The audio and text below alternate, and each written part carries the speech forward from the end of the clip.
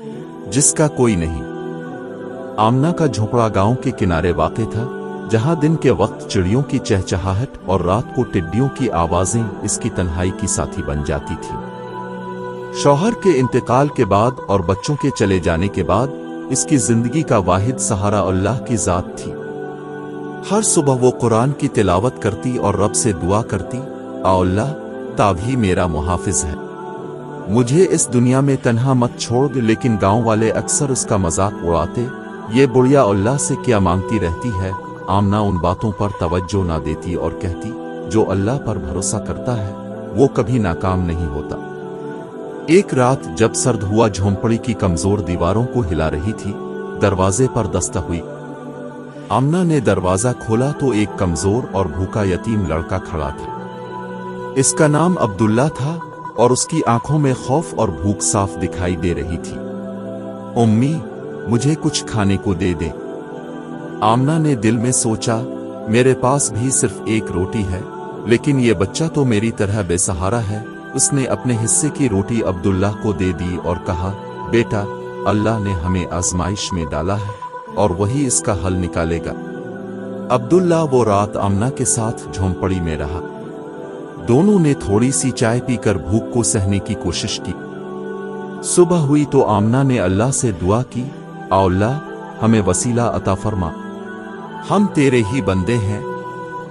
जब अब्दुल्ला बाहर खेलने गया तो उसने झोंपड़ी के करीब एक जगह जमीन को हल्का सा उभरा हुआ पाया। जब इसने खोदा तो एक संदूक बरामद हुआ। वो संदूक आमना के पास लेकर आया। आमना ने संदूक खोला तो इसमें अनाज, कपड़े और सोने के सके थे। एक पर्ची पर लिखा था, ये इन लोगों के लिए है जो सब्र करते हैं और अल्लाह पर भरोसा रखते हैं। ये खबर गांव भर में फैल गई। लोग हैरान थे कि एक बेसहारा औरत पर अल्लाह की ऐसी मेहरबानी कैसे हो सकती है।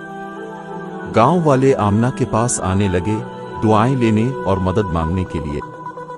आमना ने गांव वालों को समझाया, अल्लाह हर एक का है, लेकिन इसका खास करम उन पर होता है जो इस पर यकीन रखते हैं और उसकी राह में दूसरों की मदद करते हैं। अब्दुल्ला, जिसे आमना ने अपना बेटा बना लिया था, गांव के बच्चों के साथ खेलने लगा। गांव वालों ने भी उसे कबूल कर लिया।